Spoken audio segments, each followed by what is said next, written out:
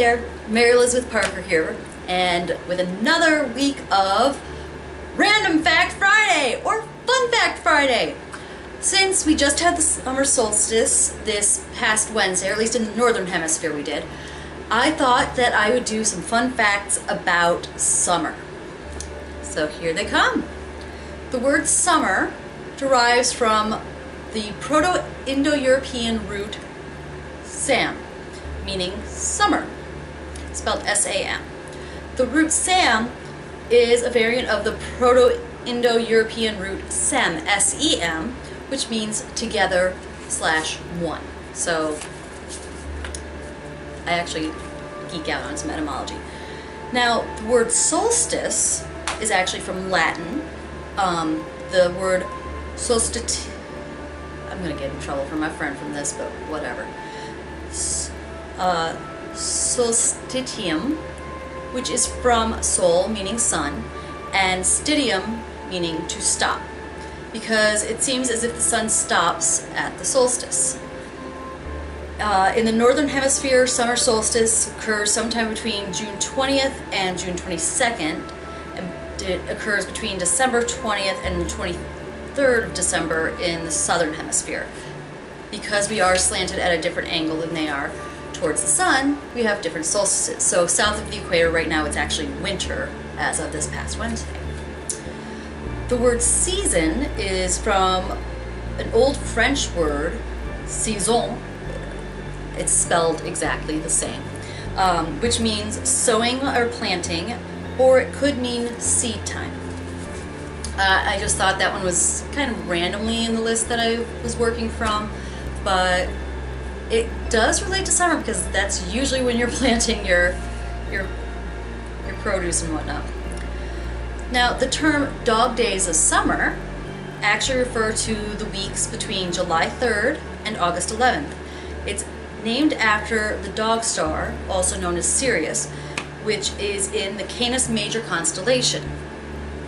The ancient Greeks blamed Sirius for the hot temperatures, drought, discomfort, and sickness that occurred during the summer. Thus, the dog days of summer. June, now we're going to get into the naming of the months most associated with summer. I skipped September because even though fall doesn't start technically until about September 21st, I don't consider it a summer month. So I skipped looking up that one's etymology. So we're going to start with June, which was named either after Juniors, or Junioris. It might have been pronounced with a Y sound since there wasn't a J in Greek, but in Latin, which is the lower branch of the Roman Senate, or it may have been named after Juno, which I think is the more popular belief, who was one of the wives of Jupiter. Mark Antony is actually the one who named the month July in honor of Julius Caesar. And then the month of August was named for Julius Caesar's adopted nephew, Gaius Julius Caesar Octavius, who held the title Augustus, and he named the month after himself. And now some more modern stuff, I guess. I'm kind of having a little mixed up here and there for time period because I didn't want to get too much low with too much high. So, contrary to popular belief, crime rates do not increase during the summer. However, the types of crimes change as the seasons change. For example, during the summer, bike thefts and items stolen from cars increase. Probably because more people have their bikes out in the summer and might leave their windows down a little too far in the summer as well in their cars. And the movement behind me is actually my cat looking out the window. And then during the winter, criminals are more likely to steal cars, the full car, and the Christmas presents left in them. Separate crimes, usually. Now we're going to get into something interesting I found about the Civil War era, which is that before the Civil War, schools did not have summer vacation. In rural communities, kids had school off during the spring for planting and helping and then also in the fall for harvest. But urban schools were essentially year-round.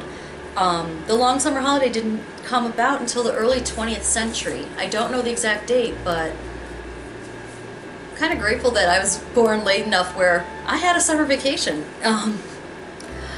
Now this one I kind of want to look more into, but I haven't yet, and for the next two actually. And that is that scientists argue that summer babies are significantly more likely to suffer from mood swings than babies born in other seasons. Part of the reason why I want to look into this is because I don't know if that's accurate. Hopefully I got this from another source, so hopefully they did their homework. And then also I want to know why they believe they suffer from more mood swings. But that's one of the things that I would like to question more. But I'm going to still share it with you that apparently there are some scientists who believe that there are more mood swings for summer babies. Also, summer babies are more likely to be diagnosed with ADHD and less likely to become CEOs. The ADHD, I want to know why too. At least they gave an example as to why the correlation, not causation, correlation, very different thing, about the CEO part, which is because summer babies are typically the youngest children in each school class, and their relative immaturity can affect the quality of their education. Summer babies are statistically less likely to perform well in school. Not saying don't have a baby in the summer, just statistically. Again, it's a correlation, it's not a causation. Now this one I thought was kind of surprising in some ways because we all associate getting sick with the winter. We think of the flu and colds and everything like that as being fall, winter, spring thing. And turns out, in warmer weather, it will cause certain diseases to peak during the summer, such as valley fever, West Nile virus, Lyme disease, and food poisoning. All of these make sense to me because of the cause of most of those.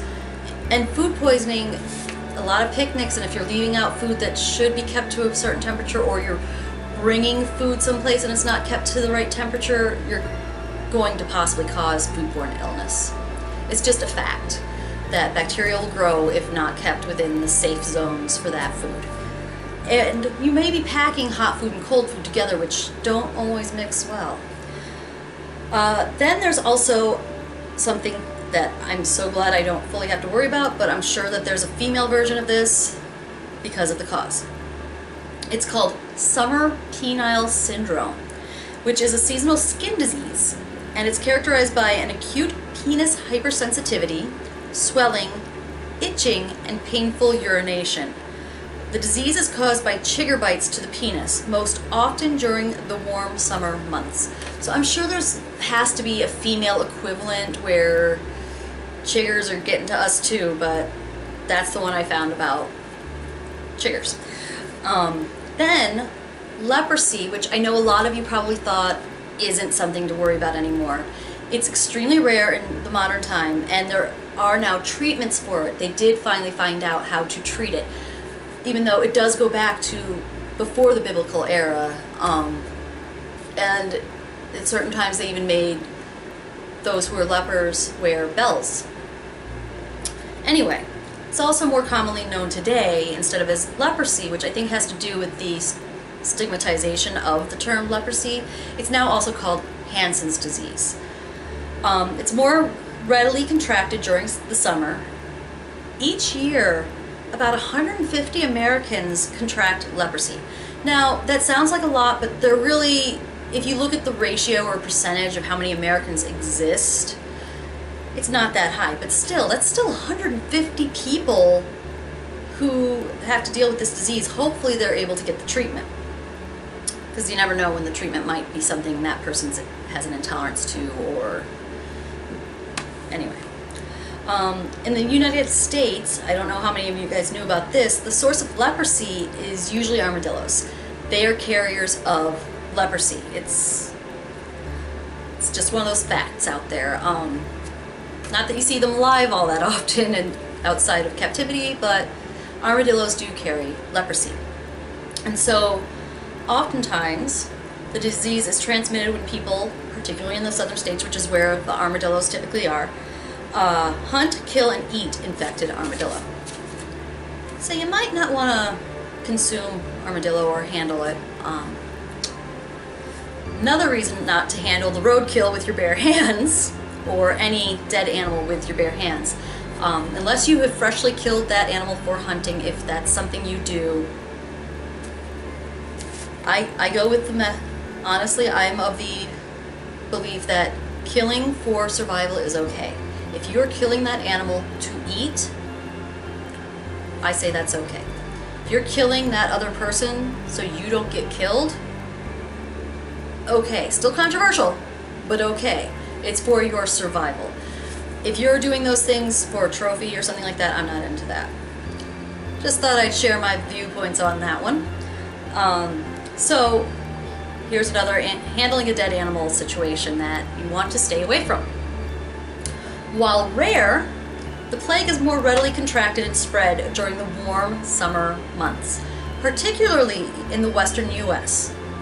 In 2012, for example, a Colorado girl contracted the disease when she touched a dead squirrel on a family camping trip.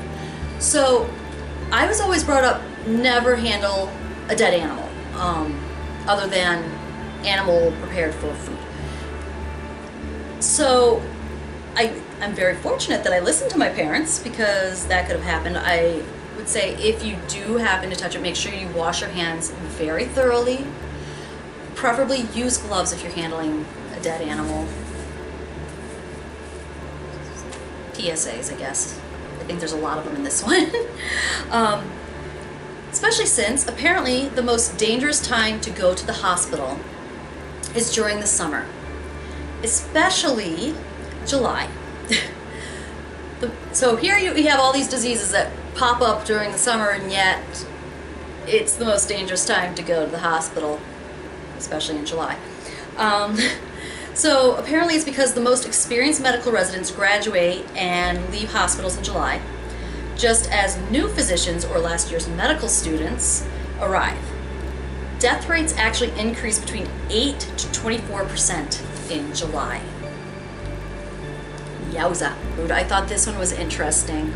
And that is, in the summer, the iron in France's Eiffel Tower will expand because of the heat, and that will make the tower grow more than 6 inches.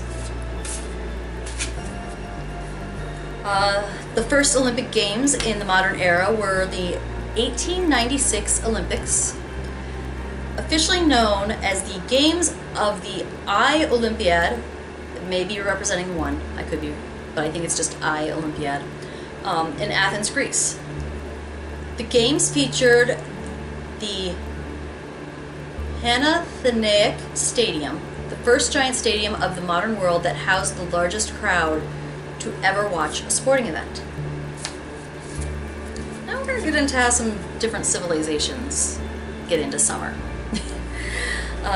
So many ancient civilizations celebrated the summer solstice. For example, the ancient Greeks celebrated the agricultural god Cronus.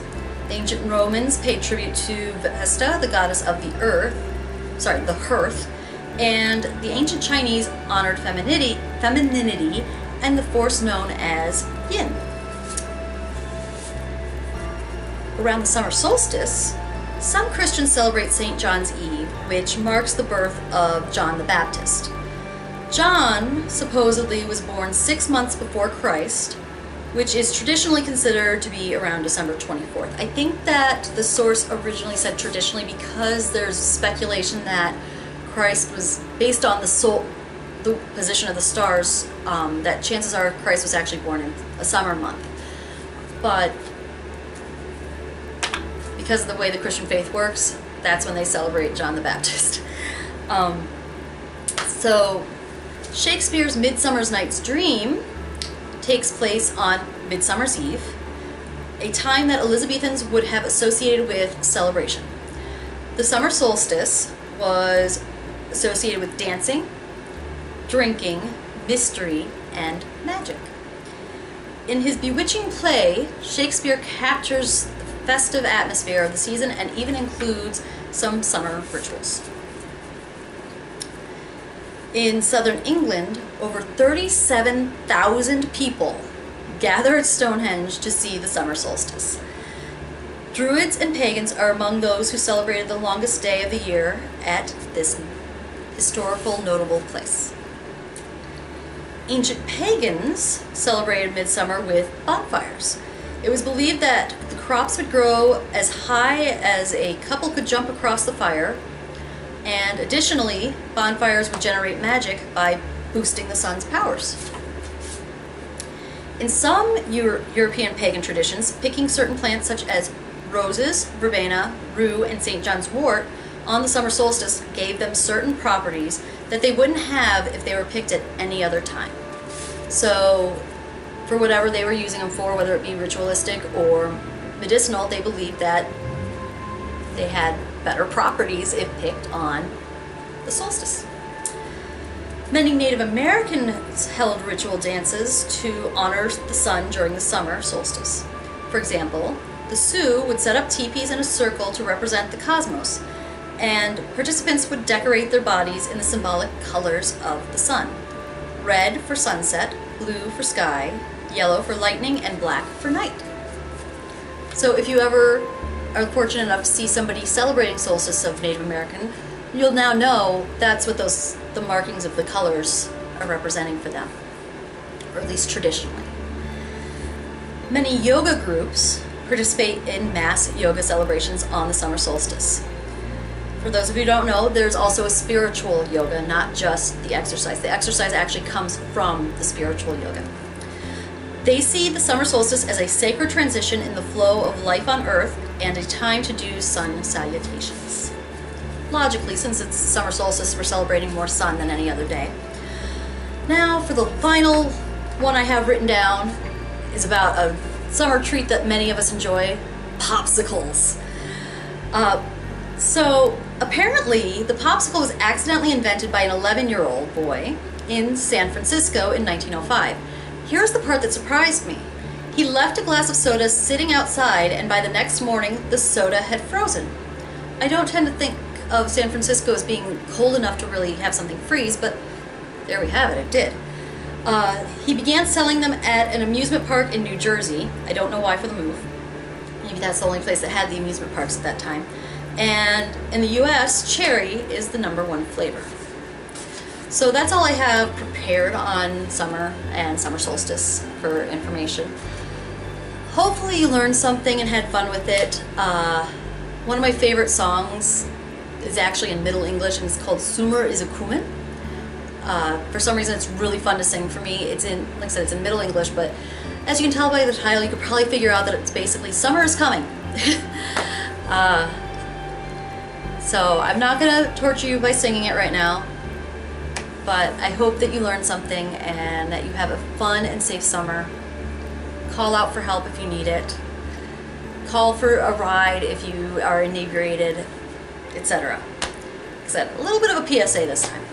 But have a great day and weekend, and please be kind to each other. Bye.